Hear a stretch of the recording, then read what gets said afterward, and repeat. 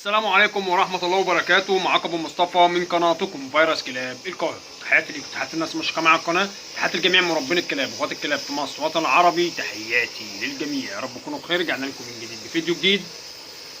طبعا غيبة كانت طويلة جدا عليا بأمانة ربنا، لأني في الفترة الأخيرة حصل لي دور تعب جدا نتيجة التدخين عندي، وفي نفس الوقت تعبت بفيروس كان منتشر بالجو أثناء استقبال حالات كانت مزمنة ومستعصية في حياة الكلاب. والحمد لله بفضل ربنا قدرنا نقوم بيها، مش هنقول 100%، الحمد لله 99.9، بس هو ممكن نقول 100%، بس أنا ما بحبش الغرور. بدون غرور الحمد لله بفضل ربنا احنا عارفين بنعمل ايه، الا من رحم ربي. لو ربنا رايد اي حاجة للحيوان مهما كانت انت بتعمل معاه ايه، لان التوفيق وعدم التوفيق ده بتاع ربنا. طبعا في البداية حابب اشكر جميع الناس اللي سألت عليا، وهشكر برضو جميع الناس او بعض الناس اللي ما سألوش عليا. وزي ما بيقولوا الشدة بتبين وبتعرف وبتعلم كل واحد اساسه ايه وفصله ايه، واساسه او معرفته بيك كان عشان مصلحة الكلب او مصلحة شخصية بالنسبة له هو، او بيحبك ويحب يعرف انت فين في الفرح او في الوحش. زي ما قلنا يا جماعة الدنيا بتعلم، وان شاء الله بامر الله ربنا يسهل للجميع، سواء اللي سال عليا او ما سالش عليا. مش عاوز اذكر اسماء علشان ما انساش حد، لان طبعا لو ذكرت اسم ولا حاجه وما ذكرتش الاسم التاني ممكن يفتكر ان انا تجاهلته او اي حاجه. يبقى بدون ذكر اسماء بشكر جميع الناس اللي سالوا عليا ووقفوا جنبي وسندوني في ظهري وقالوا لي هتقوم وترجع احسن من الاول. وفي نفس الوقت بشكر برضو الناس اللي ما سالتش عليا، الله اعلم بظروفهم وحالهم، لان الدنيا تلاهي. ان شاء الله بامر الله باذنك يا رب الفتره الجايه هتكون فتره مبشره جميله جدا لينا وللجميع. هنعرفكم على حاجات كتير جدا جدا في الغيه، واسرار كتير جدا جدا في الغيه، وهنخليك وهنعلمك وهنعرفك تعالج كلبك ازاي وتدرب كلبك ازاي في بيتك وفي مكانك من غير ما تحتاج لاي طبيب او لاي مدرب. طب هل يا ابو مصطفى انت كده هتقفل على ناس تانية وهتقفل عليك انت كمان اول واحد؟ اقول لك يا جماعه انا بعالج جميع مشاكل الكلاب، بس الرزق بتاع ربنا، وبدرب جميع اعمار الكلاب، بس برضو الرزق بتاع ربنا. المعلومه اللي انا هقولها لك دي خارجه من القلب، مهما اقول لك ومهما اعيد لك بيبقى في حاجات اسمها تركات. التركات دي يا جماعه بكون انا محتفظ بيها لنفسي، بكون ده اللي ده اكل عيش ولادي. انما بقدر الامكان اللي انا هدي لك كل الصالح، مش هنسلك حاجه الا حاجات تركات بسيطه. اي نعم التركات البسيطه دي بتفرق، بس دي الخبره بتاعتي. برغم ذلك اللي انا هديها لك، طب الخبره انت ممكن تكون احسن مني، ممكن تستفاد مني بالمعلومه اللي انا قلت لك احسن مني، لان محدش قالها لي.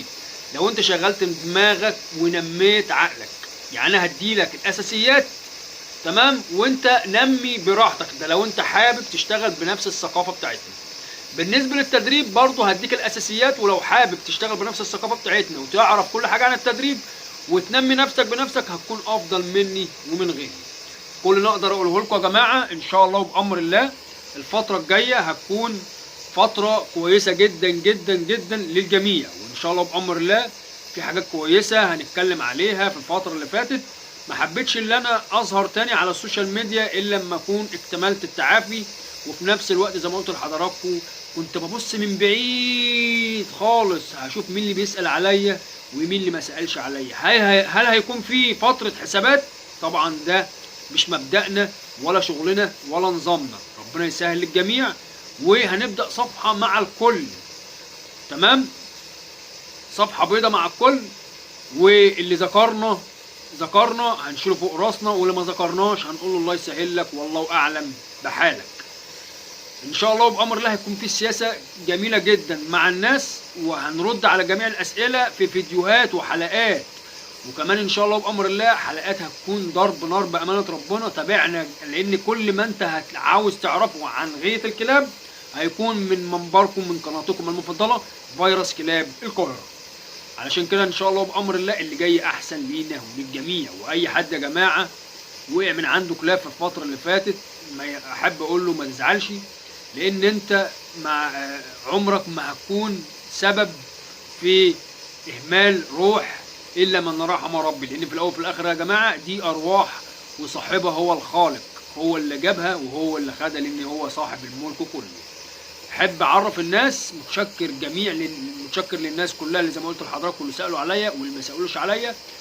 مستني دعمكم اكتر واكتر في الايام الجايه، مستني اللايكات ومستني الشير يا جماعه بعد اذنكم، علشان القناه ترجع لمستواها الطبيعي وترجع وتعلى بانفسكم، لاني عمري ما هعلى الا بيكم، وعمركم ان شاء الله بامر الله الناس اللي بتتابعني ما هتشوف الا الجديد اللي عندنا وحصري من قناتكم المفضله فيروس كلاب القاهره. وان شاء الله بامر الله تابعونا هتلاقوا كله جديد. يا ريت ما كنتش طولت عليكم، يا ريت يكون النهارده ضيف خفيف عليكم. انتظرونا كل يوم في فيديو جديد. خلاص هنبدا نرجع ندق العمل من جديد. يا رب يكون الفيديو ده عجبكم، ويا ريت تكون فتحة خير علينا وعليكم، وعودة حميدة للجميع وعودة حميدة. ويا ريت بتمنى لجميع اخواتي ومربيني وغوات الكلاب، وخاصة طبعا بالاخص الكلاب على السوشيال ميديا وعلى اليوتيوب او على جميع المنصات، يا ريت يا جماعة يعني بستسمحكم اي حد يا جماعة، لان انا بقيت اشوف مواهب في الفترة اللي انا كنت واقف فيها، بشوف معلومات خاطئة كبيرة جدا جدا، وكله شغل او ضحك على الدقون. زي ما بقول يا جماعة بعد اذنكم يا اخواتي، انا بنتقد الفكرة، ما بنتقدش صاحب القناة او ما بنتقدش صاحب المحتوى، او بنتقد كصاحب الشخص، لا انا بنتقد الفكرة اللي هو الفكرة اللي طالعة من اللسان بتاع الشخص، انما الشخص على عيني وعلى راسي. اي حد يا جماعة في مستوى في منظومة الكلاب او اي حد انا بحترمه جدا جدا جدا، بس لو قال معلومة خاطئة من واجبي اللي انا اطلع اوجهها او اطلع اقولها المعلومة الصحيحة، لان اللي بيقول عليها دي روح.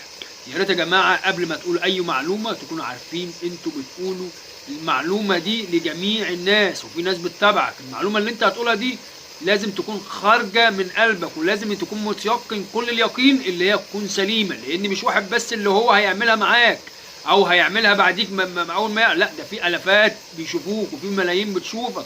يبقى مع ذلك المعلومة اللي انت بتقولها يا ريت تكون متأكد وعندك اليقين اللي هي صحيحة. يا رب يكون المعلومة وصلتكم. تحياتي الجميع، اشوفكم على خير، وما تنسوش اللايك علشان اللايك بيفرق معانا، وما تنسوش الشير وعلشان الشير بينشر القناة. تحياتي الجميع، اشوفكم على خير، والسلام عليكم ورحمة الله وبركاته.